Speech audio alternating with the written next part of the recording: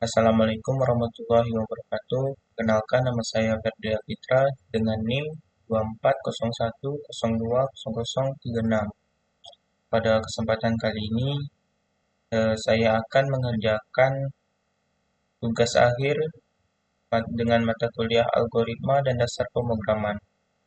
Tanpa basa-basi, langsung saja kita ke videonya. Nah, berikut eh, kasusnya. Di sini, Pak Tono memiliki pekerjaan pemindahan barang kantor dari gedung A ke gedung B. Pak Tono memiliki fasilitas alat pembawa barang sebanyak 2 buah dengan spesifikasi yang berbeda. Pembawa pertama bisa membawa 2 barang besar sekaligus, tetapi pengoperasiannya sangat berat. Sedangkan pembawa kedua hanya bisa membawa 5 barang kecil sekaligus dan pengoperasiannya ringan. Pak Tono harus memindahkan 10 barang besar dan 15 barang kecil. Di sisi lain, pembawa kedua dapat membawa 1 barang besar, dan pembawa pertama dapat membawa 6 barang kecil. Dalam satu waktu, Pak Tono hanya bisa mengoperasikan satu pembawa, sehingga Pak Tono harus menghitung beban untuk memindahkan seluruh barang tersebut. Kemudian kita diminta Pak Tono membuat program untuk mencari kombinasi pekerjaan yang tidak banyak berulang dan membuang tenaga. Nah, berikut instruksinya. Jadi di sini kita disuruh membuat dan menjelaskan pseudocode dan flowchart untuk memenuhi kriteria 1 dan 2. Yang kedua, kita disuruh membuat dan menjelaskan kode program dengan memenuhi kriteria 3, 4, 5, 6, 7, 8, dan 9. Yang ketiga, kita disuruh buat dan jelaskan kode program dan implementasikan persamaan standar deviasi dan memproses data-data berikut. Nah, kemudian dibuat instruksinya ini tersebut dibuat dalam bentuk video.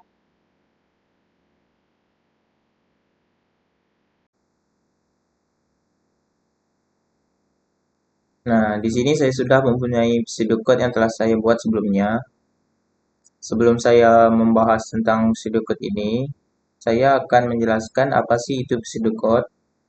Jadi, pseudocode adalah representasi dari algoritma yang ditulis dalam bentuk yang menyerupai kode pemrograman, tetapi tidak terikat pada sintaks bahasa pemrograman tertentu. Pseudocode digunakan untuk merancang dan mendokumentasikan algoritma dengan cara yang mudah dipahami oleh manusia, tanpa harus memperhatikan detail teknis dari bahasa pemrograman yang spesifik. Baiklah, selanjutnya saya akan menjelaskan tentang pseudocode yang telah saya buat ini. Yang pertama ada tetapkan kapasitas yang terdiri dari barang besar dan barang kecil. Untuk kapasitas pembawa adalah 2 unit. Untuk kapasitas selanjutnya itu adalah 5 unit. Yang kedua, tetapkan jumlah. Untuk barang besar, jumlah awal adalah 10 unit. Barang kecilnya, jumlah awalnya itu adalah 15 unit. Yang ketiga, pindahkan barang besar. Nah, proses pemindahannya itu selama masih ada barang besar yang tersisa, kurangi jumlah barang besar dengan kapasitas pembawa atau 2 unit setiap kali. Setelah setiap pengurangan, tampilkan sisa barang besar yang masih ada. Dan ulangi proses ini sampai semua barang besar berhasil dipindahkan. Yang keempat itu kurangi jumlah barang kecil. Pindahkan barang kecil. Untuk proses pemindahan, selama masih ada barang kecil yang tersisa, kurangi jumlah barang kecil dengan kapasitas pembawa atau 5 unit setiap kali. Setelah setiap pengurangan, tampilkan sisa barang kecil yang masih ada. Kemudian ulangi proses ini semua. Kemudian kita ulangi lagi proses ini sampai semua barang kecil berhasil dipindahkan. Nah, kemudian selanjutnya itu ada tampilkan hasil. Setelah semua barang besar dan kecil dipindahkan, kemudian tampilkan jumlah barang yang telah dipindahkan. Yang kedua, total waktu operasi yang dilakukan. Dalam hal ini totalnya itu sebanyak 8 kali.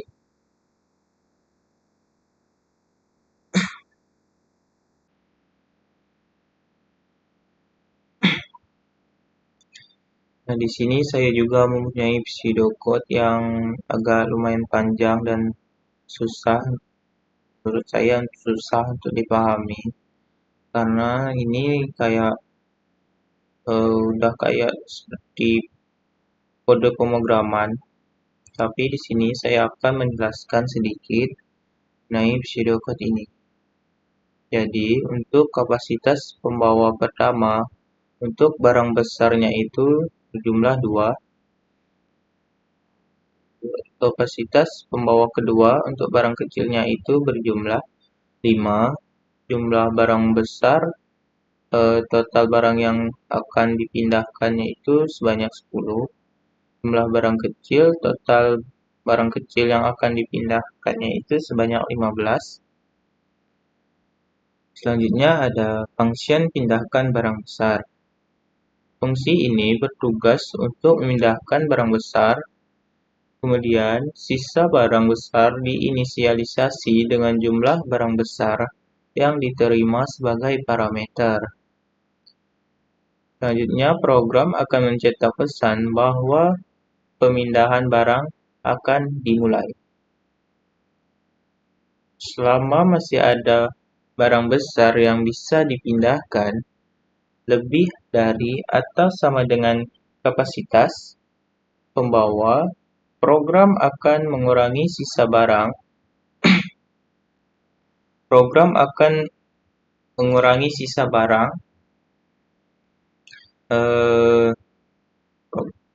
Program akan mengurangi sisa barang besar dengan kapasitas pembawa dan mencetak informasi tentang pemindahan. Selanjutnya ada function barang kecil. Fungsi ini mirip dengan fungsi sebelumnya, tetapi untuk barang kecil. Selanjutnya, sisa barang kecil diinisialisasi dengan jumlah barang kecil yang diterima sebagai parameter. Kemudian program akan mencetak pesan bahwa pemindahan barang kecil akan dimulai. Selama masih ada barang kecil yang bisa dipindahkan, program akan mengurangi sisa barang kecil dengan kapasitas pembawa dan mencetak informasi tentang pemindahan.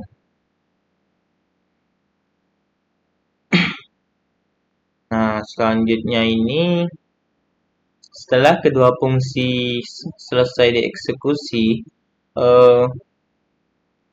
program akan mencetak total waktu yang dibutuhkan untuk pemindahan barang yang dinyatakan sebagai 8 kali operasi.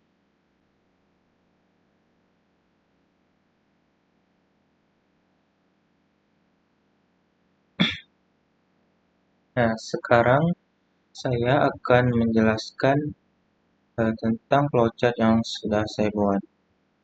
Sebelum saya menjelaskan flowchart ini,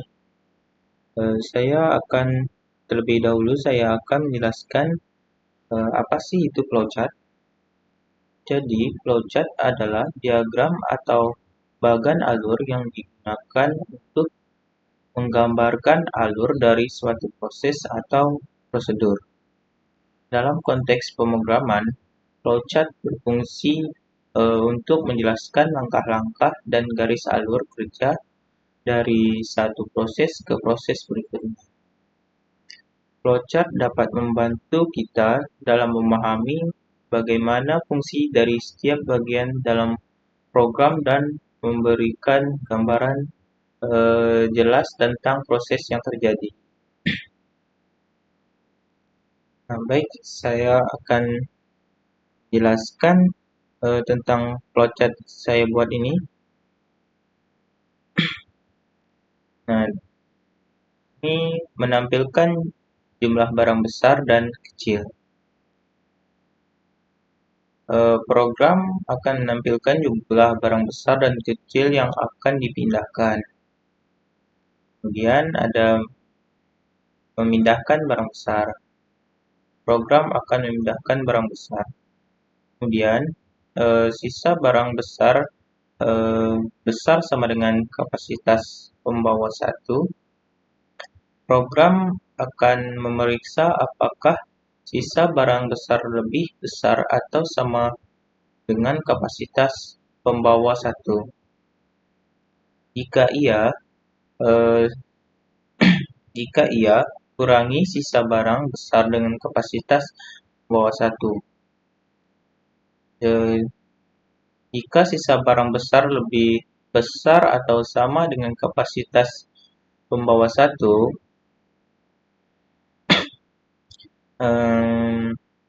program akan mengurangi sisa barang besar dengan kapasitas pembawa 1 dan menampilkan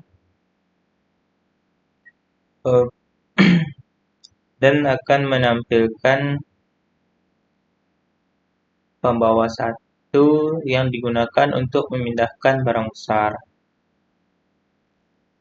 Ini. Selanjutnya, jika tidak memindahkan barang kecil, jika sisa barang besar kurang dari kapasitas pembawa 1, program akan memindahkan barang kecil. Kemudian, sisa barang kecil besar sama dengan kapasitas pembawa 2. Program akan memeriksa apakah sisa barang kecil lebih besar atau sama dengan kapasitas pembawa 2.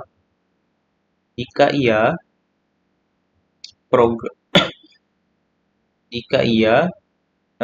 sisa barang kecil lebih besar atau sama dengan kapasitas pembawa 2, program akan mengurangi sisa barang kecil dengan kapasitas pembawa 2 dan menampilkan pembawa 2 yang digunakan untuk memindahkan barang kecil. Nah, jika tidak, nih, tampilkan total waktu yang dibutuhkan. Jika sisa barang kecilnya itu kurang dari kapasitas pembawa 2, program akan menampilkan total waktu yang dibutuhkan untuk memindahkan semua barang. Nah, jika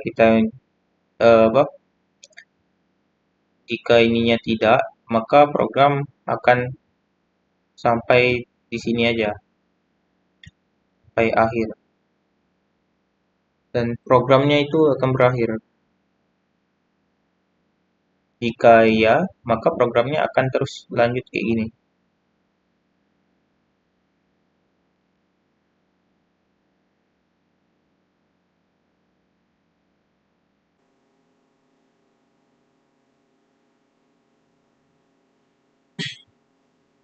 Ikut kode program saya. Jadi di sini ada 4 konstanta yang dideklarasi, kemudian ada kapasitas pembawa 1 untuk jumlah barang besar banyak juga, kapasitas pembawa 2 jumlah barang kecilnya itu banyak 5. Kemudian jumlah barang besar untuk kapasitas untuk jumlah barang besar yang bisa dipindahkan itu sebanyak 10 buah. Dan jumlah barang kecil untuk kapasitas untuk jumlah barang kecil yang akan dipindahkan itu sebanyak 15. Kemudian ada fungsi pindahkan barang besar.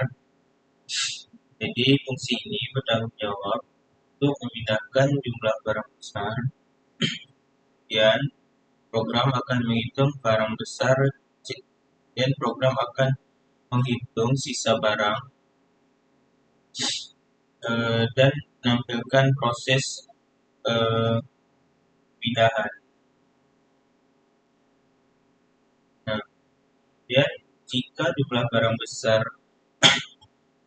kurang dari kapasitas pengangkut, program akan memberitahu bahwa tidak ada barang yang bisa dipindahkan. Nah, jika cukup, program akan menggunakan pembawa untuk memindahkan barang besar hingga semua barang bisa dipindahkan atau tidak ada lagi yang bisa dipindahkan.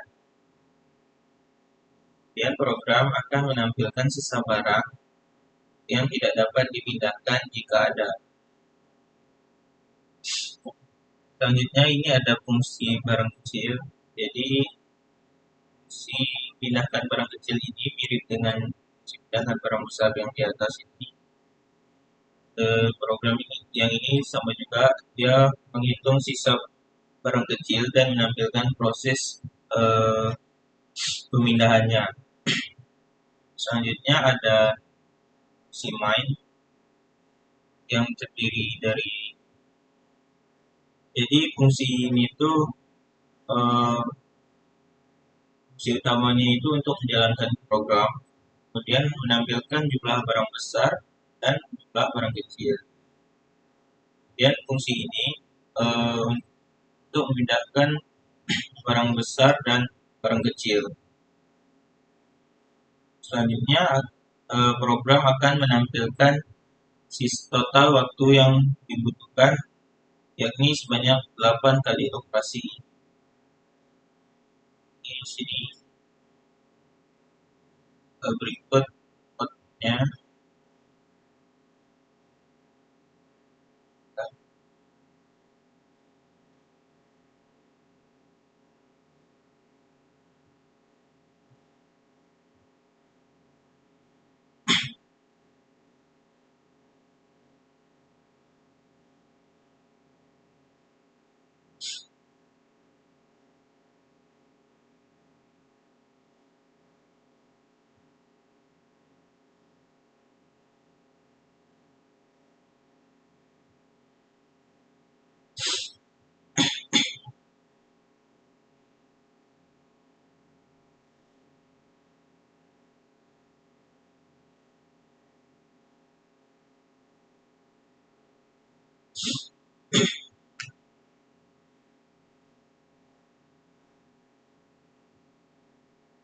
Nah, ini berikut output dari program saya. Jadi jumlah barang besarnya itu sebanyak 10 pak, untuk jumlah barang kecilnya itu sebanyak 15. Kemudian program akan memulai pemindahan barang besar. Kemudian untuk pembawa satu digunakan memindahkan dua barang besar, jadi sisa barang besarnya itu sebanyak 8. Selanjutnya pembawa satu digunakan untuk memindahkan dua barang besar, jadi sisa barang 6. Dan program pembawa satu digunakan untuk memindahkan dua barang besar, jadi sisa 4. Itu pun selanjutnya sampai jadi 0.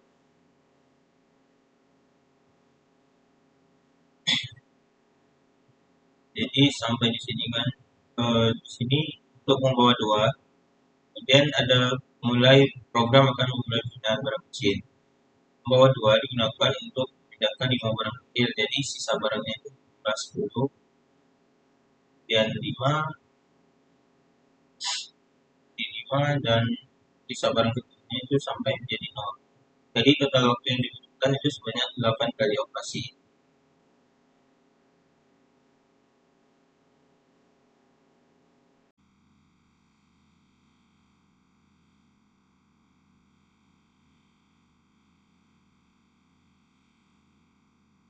Nah, selanjutnya kita diminta untuk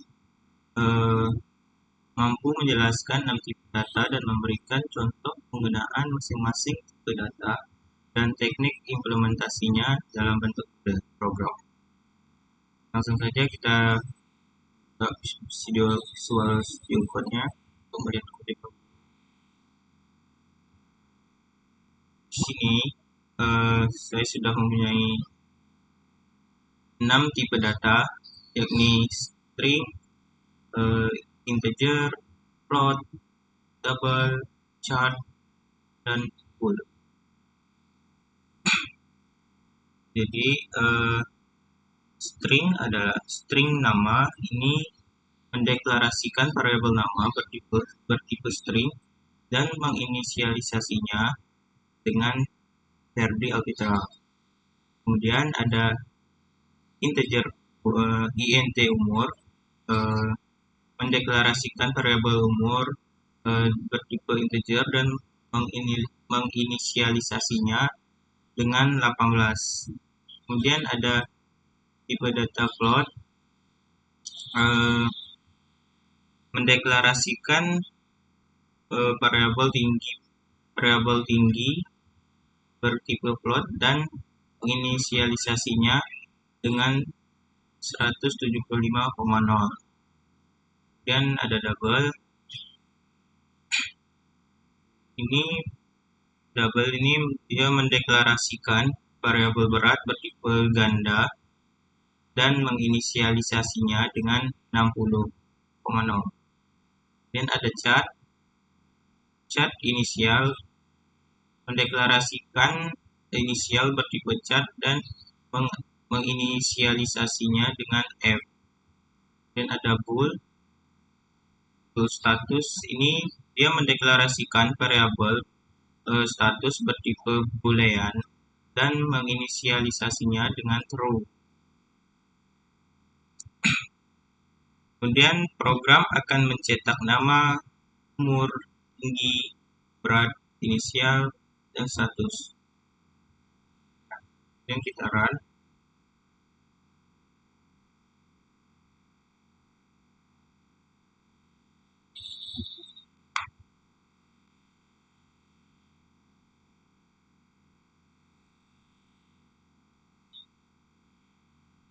Nah, di sini ada outputnya.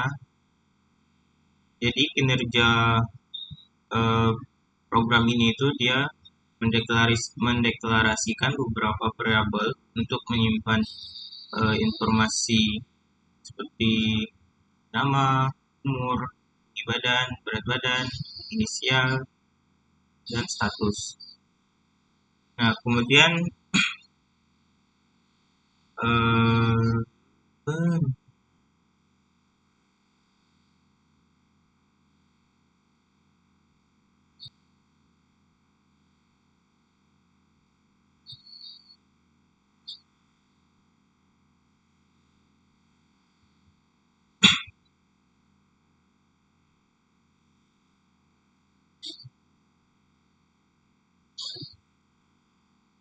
pada baris ini, selanjutnya ini pada cout status, jika nilainya bernilai true, maka outputnya ini mahasiswa.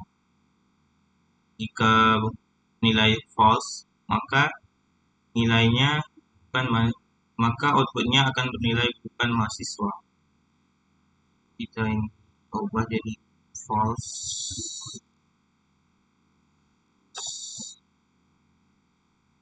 Dan kita run.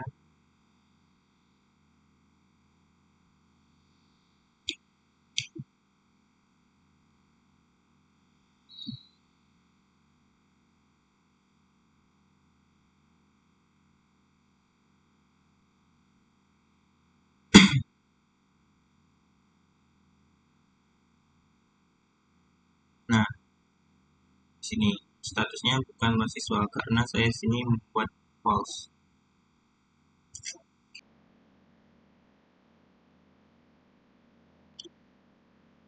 Di sini yang nomor selanjutnya kita diminta untuk menjelaskan perbedaan variabel dan konstanta dengan mengimplementasikannya dalam penggunaan kode program. Berikut kode programnya. Sebelum saya menjelaskan ini, saya akan menjelaskan terlebih dahulu apa sih itu variabel dan konstanta. Jadi variabel adalah tempat penyimpanan yang dapat menyimpan data yang dapat berubah selama program dieksekusi. Kemudian konstanta. Konstanta adalah nilai yang tidak dapat diubah setelah dideklarasikan. Kemudian di sini ada const int.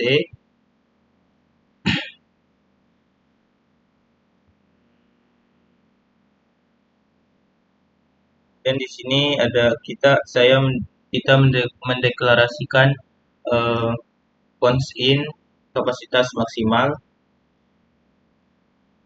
Di sini saya const in ini bertipe const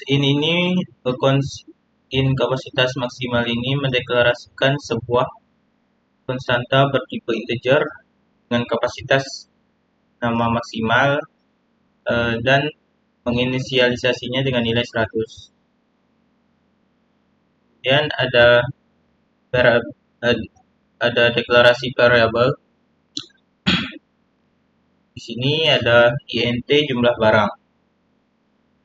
Di sini mendeklarasikannya dengan tipe data integer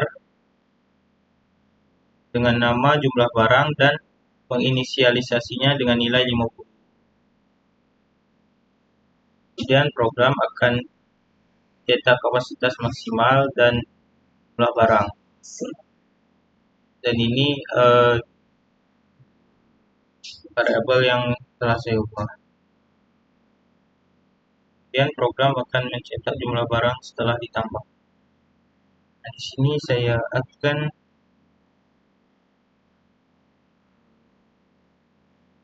implementasikan const.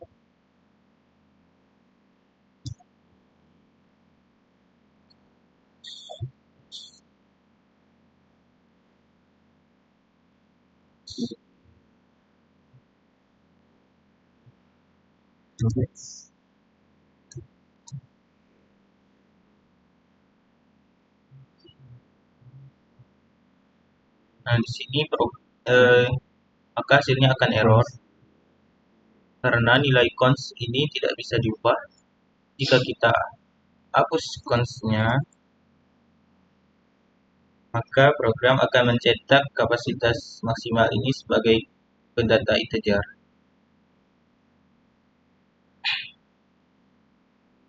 Run.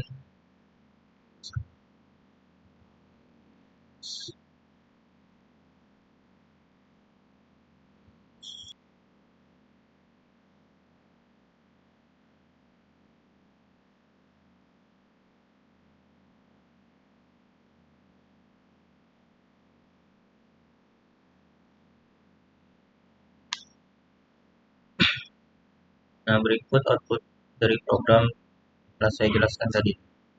Itu kapasitas maksimalnya itu berjumlah 100 dan jumlah barangnya itu besar 50.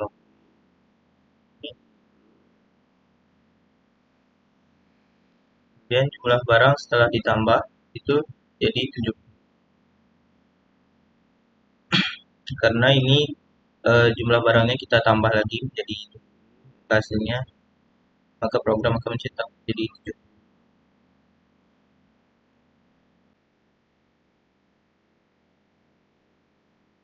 Nah, selanjutnya kita diminta untuk mampu menjelaskan penggunaan deklarasi dan aksesoris serta memberikan contoh penggunaannya pada kode program secara langsung. Langsung saja kita ke Visual Studio Code untuk melihat programnya tersebut.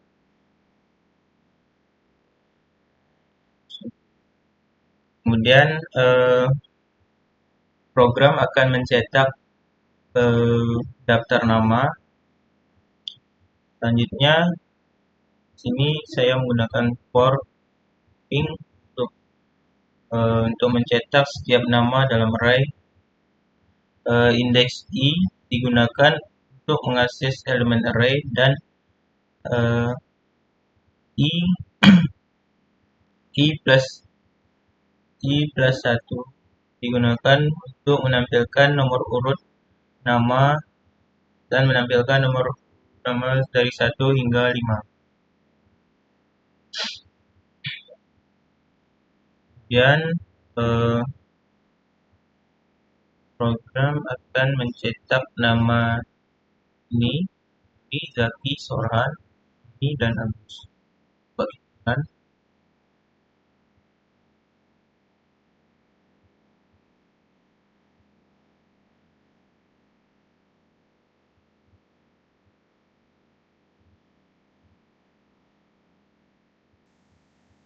Nah, berikut output dari program saya.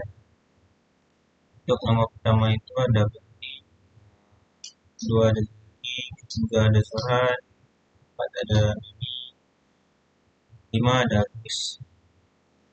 Saya rasa cukup sekian penjelasan mengenai program ini. Ya.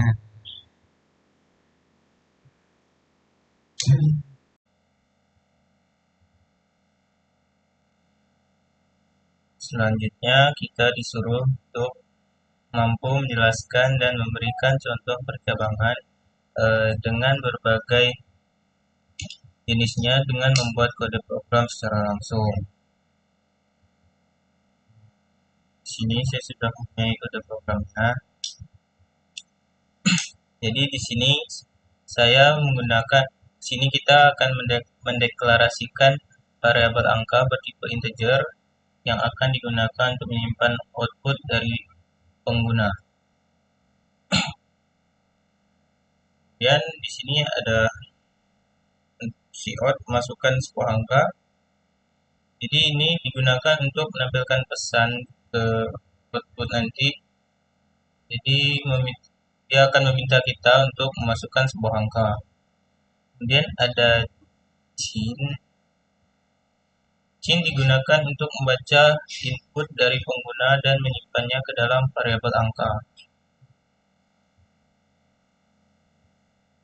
Nah, di sini kita masuk ke percabangan.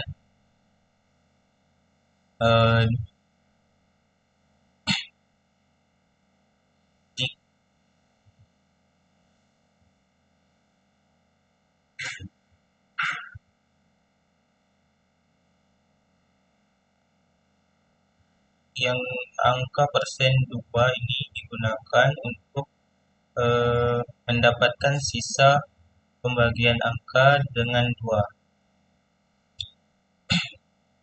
Jika angka genap, sisa pembagiannya adalah 0.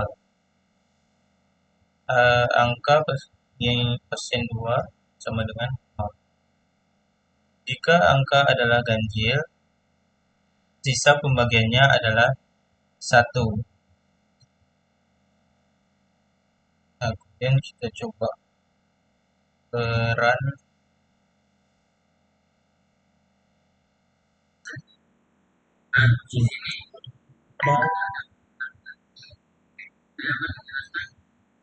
Nah, di sini program akan meminta kita untuk memasukkan sebuah angka. Nah, jika kita masukkan 1, terus enter, maka program akan mencetak bahwa 1 ini adalah bilangan ganjil alias angka ganjil. Begitupun sebaliknya, jika kita masukkan angka 2, maka program akan mencetak angka 2 itu sebagai nilai genap.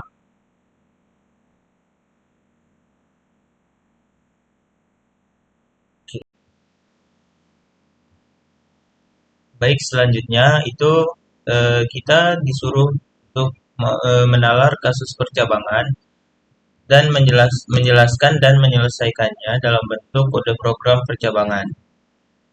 Langsung saja kita ke Visual Studio Code untuk melihat program yang telah saya buat. Nah, berikut studi kasusnya. Seorang dosen ingin mengimplementasikan sebuah program yang dapat menentukan grade nilai mahasiswa berdasarkan skor ujian yang diinputkan. Kemudian grade dihitung dengan ketentuan sebagai berikut. Skornya itu jika besar sama dengan 85 maka nilainya A. Untuk skor besar sama dengan 70 dan kecil dari 85 maka nilainya B.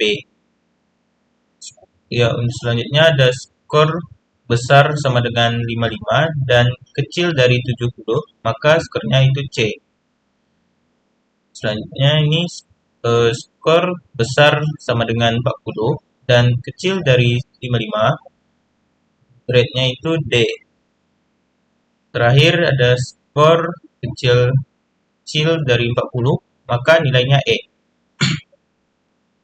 Nah, di sini saya sudah mempunyai programnya. Yang pertama itu ada inMind. Ini inMind ini di sini kencing.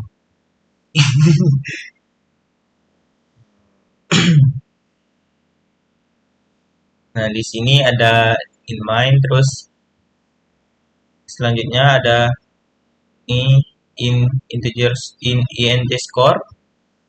Di sini kita mendeklarasikan variabel score yang akan menyimpan nilai skor yang akan dimasukkan oleh pengguna.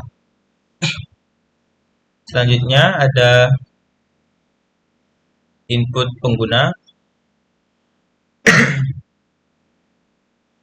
Nah, baris ini menampilkan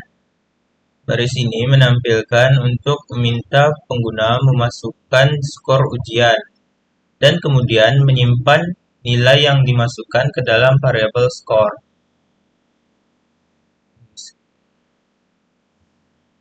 Selanjutnya, di sini program menggunakan serangkaian ketentuan if untuk menentukan nilai berdasarkan nilai yang dimasukkan.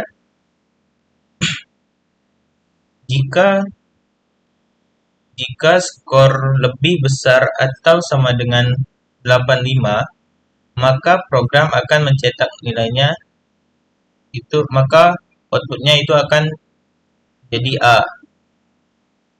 Nah, selanjutnya jika skor lebih besar jika skornya lebih besar sama dengan 70 tetapi kurang dari 85, program akan mencetak grade B. Selanjutnya, jika skor lebih besar atau sama dengan 55 tetapi kurang dari 70, program akan mencetak grade C. Nah, selanjutnya, jika skor ini lebih besar atau sama dengan 40 tetapi kurang dari 55, program akan mencetak nilai D. Nah, jika skor kurang dari 40, program mencetak grade E. Baik, di sini saya akan coba run untuk melihat outputnya.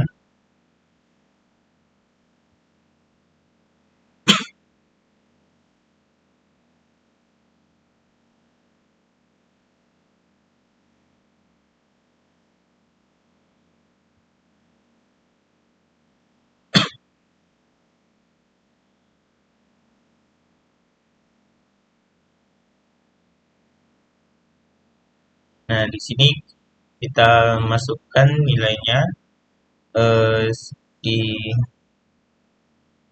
contohnya aja 85. Kita enter. Nah, maka nilainya itu A. Karena di sini untuk nilai yang besar sama dengan 85, nilainya itu A. Begitupun sebaliknya jika kita mencetak 70, maka yang nilainya akan muncul B, grade B. Nah,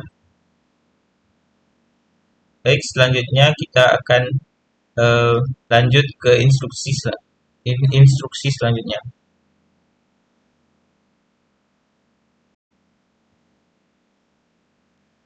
Untuk instruksi selanjutnya itu kita disuruh mampu menjelaskan dan memberikan contoh perulangan dengan berbagai jenisnya dengan membuat kode program secara langsung. Nah, langsung saja kita lihat kode programnya. Nah, di sini saya sudah mempunyai kode programnya. Eh, di sini ada INTN. Jadi baris ini meminta kita baris ini akan di sini ada INTN. Jadi baris ini akan menampilkan pesan untuk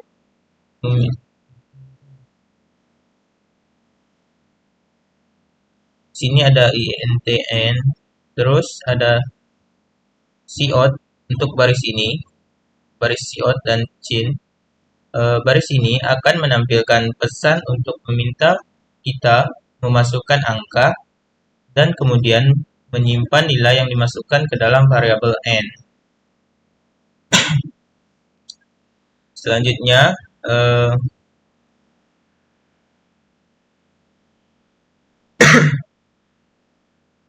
baris pertama di dalam blok ini akan mencetak pesan yang menunjukkan bahwa program akan mencetak angka dari 1 hingga n. Kemudian, program menggunakan perulangan for untuk mencetak angka dari 1 hingga n. Untuk inisialisasi INTI sama dengan 1, itu memulainya itu dari 1. Kemudian kondisi I kecil sama dengan n, selama I ini kurang dari atau sama dengan n, perulangan akan terus berjalan. Selanjutnya ada increment in I++. Setiap iterasi I akan bertambah menjadi 1. Selanjutnya ini di dalam blok perulangan, COUT I handler akan mencetak nilai I pada setiap iterasi dengan baris baru. Langsung saja kita run ininya.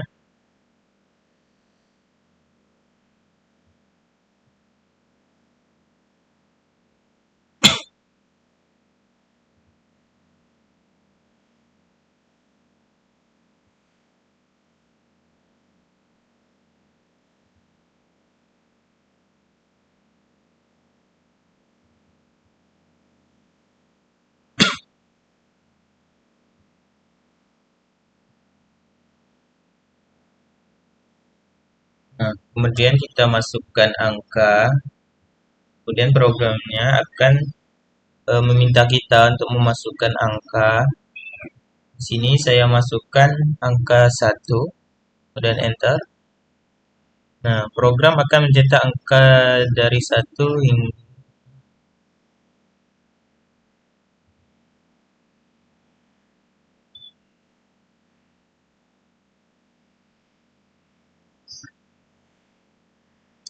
salah. Salah.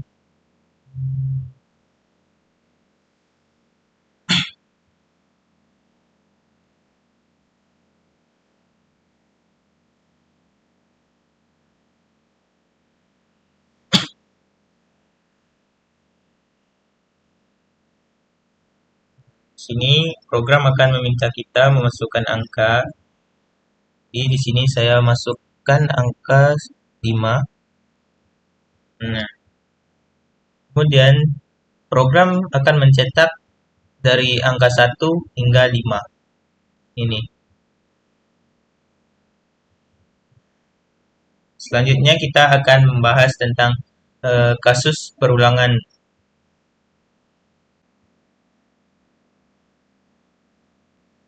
Oke, selanjutnya itu kita diminta untuk mampu menalar kasus perulangan, menjelaskan dan menyelesaikannya dalam bentuk kode program.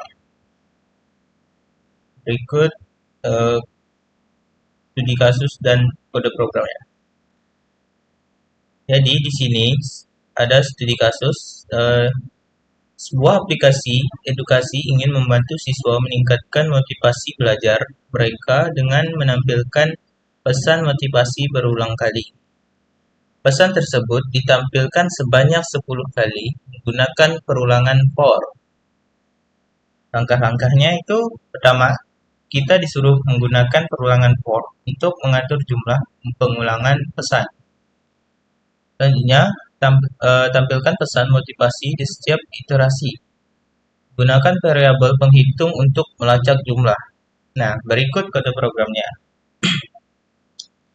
Jadi di sini eh, kita mendeklarasikan variabel i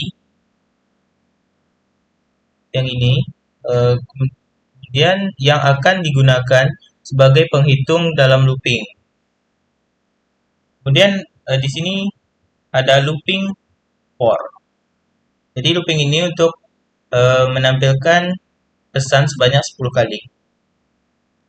Nah, sini ada for i sama dengan 1, kemudian i kecil sama dengan 10, kemudian increment. Ini adalah struktur looping for yang dimulai dengan i diinisialisasi ke 1. Kurang dari atau sama dengan 10. Setelah setiap iterasi i akan bertambah 1 atau i plus plus.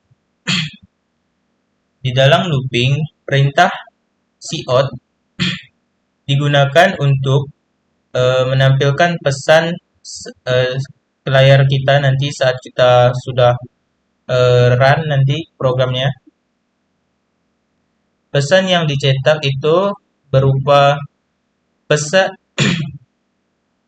belajar C++ itu menyenangkan, di mana eh,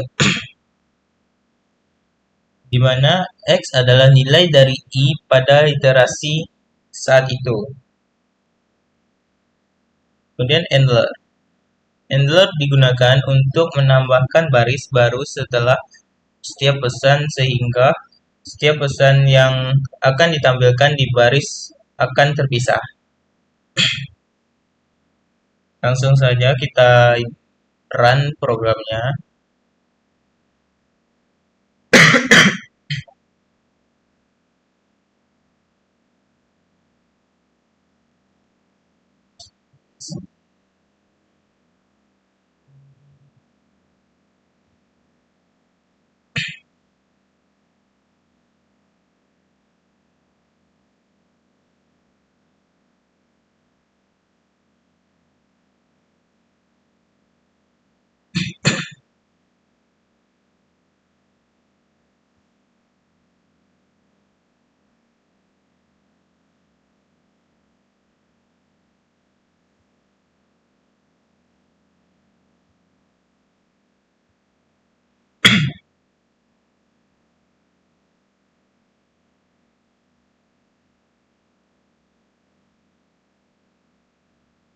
Nah, jadi dalam secara logika program ini tuh dia menggunakan looping for untuk mengulangi blok kode di dalamnya sebanyak 10 kali. Jadi hasilnya jadi kayak gini. Sebanyak pesannya itu sebanyak 10 kali. Pesannya itu belajar C++ itu menyenangkan. Dengan setiap iterasi program mencetak pesan yang menunjukkan nomor iterasi saat ini. Karena looping ini berjalan dengan kompleksitas waktu atau n, dalam hal ini n adalah 10. Program ini sangat efisien untuk tugas sederhana seperti ini. Oke, saya rasa untuk instruksi nomor 2 cukup sampai di sini saja. Selanjutnya ini saya akan lanjut ke instruksi yang ketiga.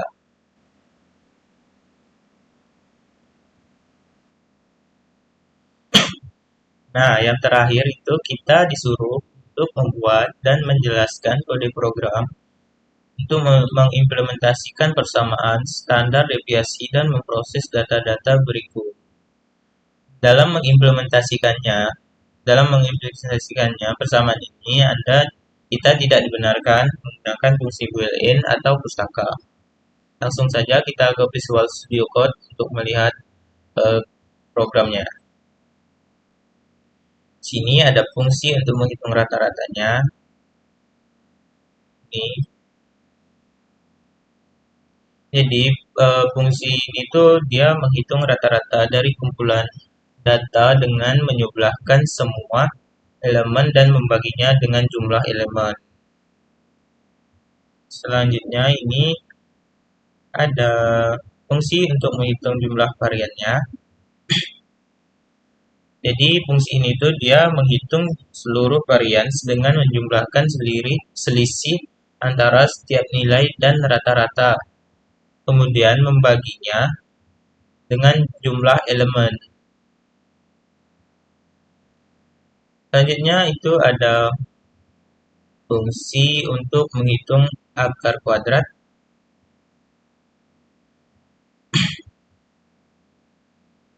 Nah, dalam fungsi ini menghitung akar kuadrat dari suatu angka dengan menggunakan metode Newton-Raphson.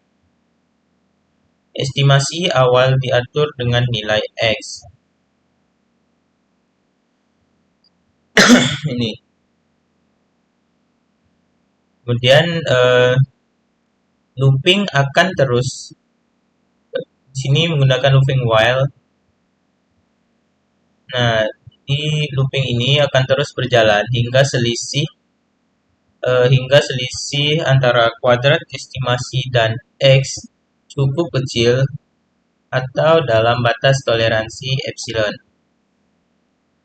Nah, jika nilai X ini negatif berfungsi mengembalikan min 1 sebagai indikasi bahwa akar kuadrat tidak terdefinisi untuk bilangan negatif.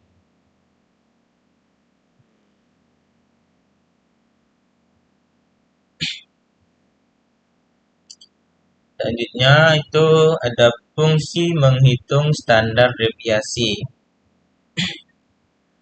Di fungsi ini itu dia menggabungkan fungsi untuk menghitung jumlah rata-rata dan varian. Kemudian menggunakan fungsi akar kuadrat untuk mendapatkan standar deviasinya. Selanjutnya ini ada fungsi main. Jadi ini mendefinisikan kumpulan data dan memanggil fungsi hitung standar deviasi untuk mendapatkan hasilnya.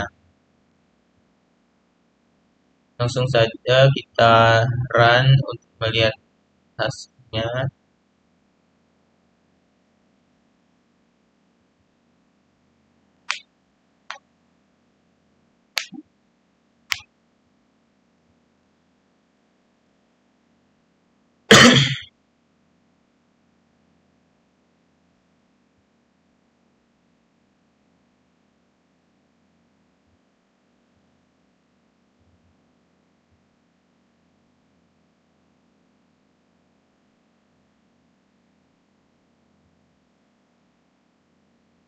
Bisa saya jelaskan. Jadi output ini tuh dia menunjukkan nilai standar deviasi dari kumpulan data yang diberikan yaitu 10, 12, 23, nah kemudian 23, 16, 23, 21, 16. Standar deviasi adalah ukuran sebaran data yang menunjukkan seberapa jauh nilai-nilai dalam dataset tersebut tersebar dari nilai rata-ratanya. Saya kira cukup sekian dari saya.